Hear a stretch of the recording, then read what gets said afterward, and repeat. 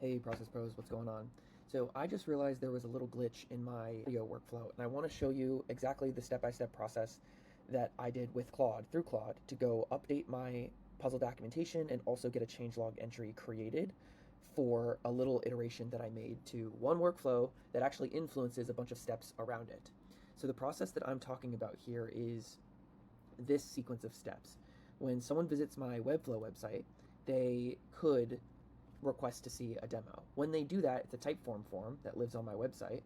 It will automatically trigger this Zapier right here. And what the Zapier does immediately is it validates the email that this person put in. That way I'm not sending the email to an invalid email address, because some people put invalid email addresses into the demo form so that they aren't like marketed to after seeing the demo, which I totally understand, but I want to validate the email so that my email ISP reputation doesn't get ruined, because I'm sending links and emails to emails that don't exist.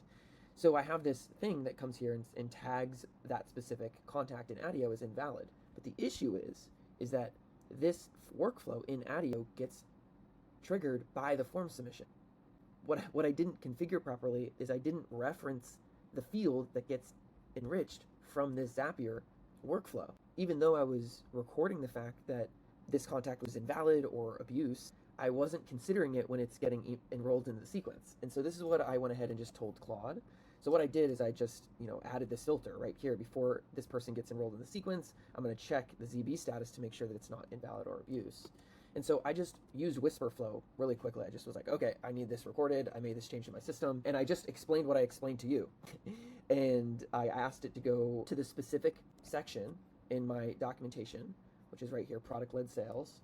And I told it to add ZB status, the attribute, to this particular step card right here, because before ZB status wasn't considered. And I told it to go update the step notes.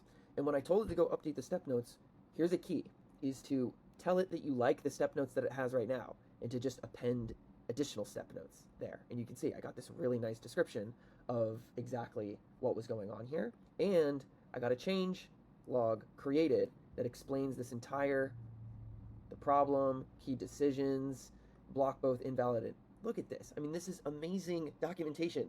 And I got this done literally in 20 seconds by just talking to Claude. So guys, I know if you haven't checked out the changelog is so important.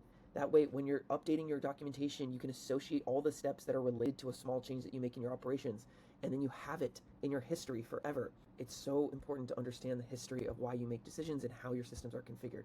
So really cool use case here, just wanted to share. Cheers.